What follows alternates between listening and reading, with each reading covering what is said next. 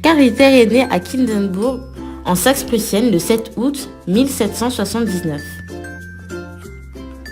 Son père était médecin. Il a donc eu la chance de vivre dans une famille bourgeoise, ce qui lui a permis d'accéder plus facilement aux études. Sa mère vient en plus d'un milieu modeste. À l'école, Christian Gotthelf Salzmann Schule à Schnepfenthal. Il a reçu une éducation rousseauiste. Il a poursuivi un cursus à l'université Martin Luther Halle-Wittenberg.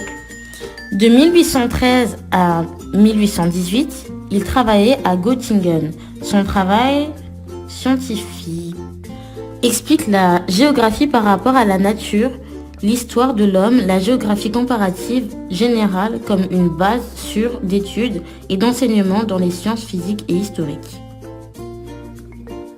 En 1819, il a été chargé de l'éducation d'un ou plusieurs enfants en collège privé de Francfort et améliora ses connaissances en latin et en grec.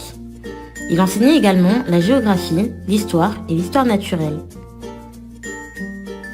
De 1820 à 1859, il occupa le chaire de la géographie, de l'ethnologie et d'histoire Länder- und Völkerkunde und der Geschichte.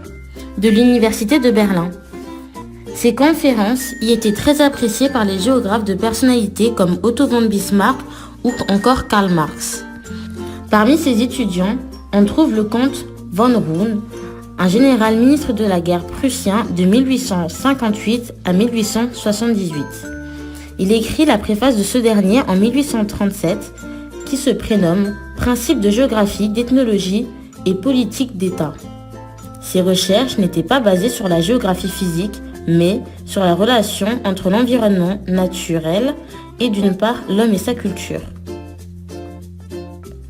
Il était le disciple d'Alexander von Humboldt, qui considéré comme le père fondateur de la géographie allemande.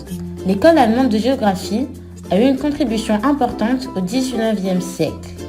Il est le premier à décrire l'étagement montagnard.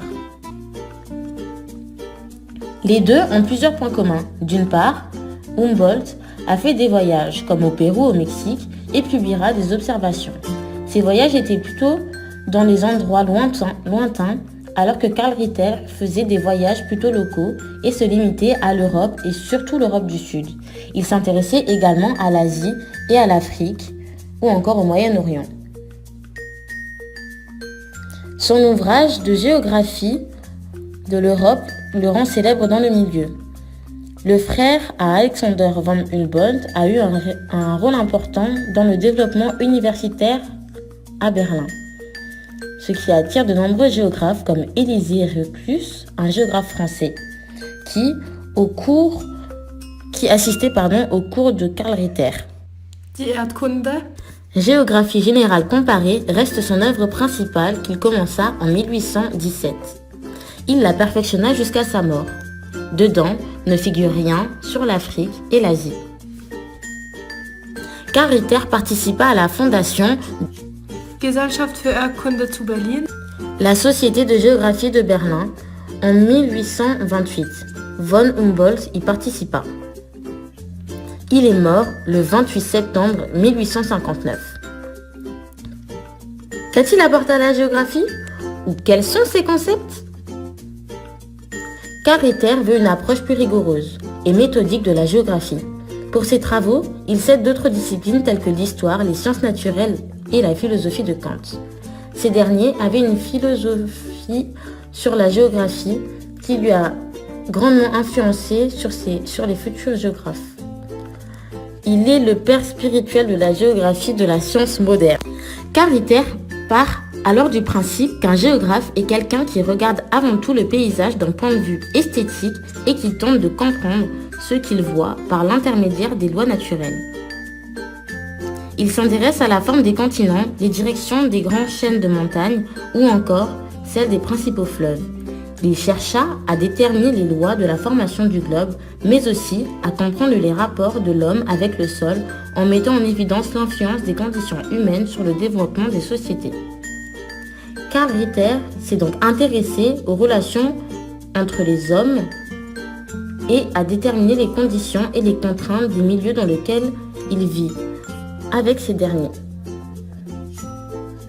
C'est ce qu'on appelle le déterminisme, ce qui suit un principe de causalité. C'est un lien entre la cause qui révèle la nature et la conséquence d'ordre social. Pour lui, on ne peut comprendre les hommes et la société en dehors de leur rapport au sol. L'espace n'est pas seulement un objet géologique, mais aussi une biologie, voire une sociologie. Il s'intéresse donc aux sociétés et à leur évolution à travers leur lien avec le milieu.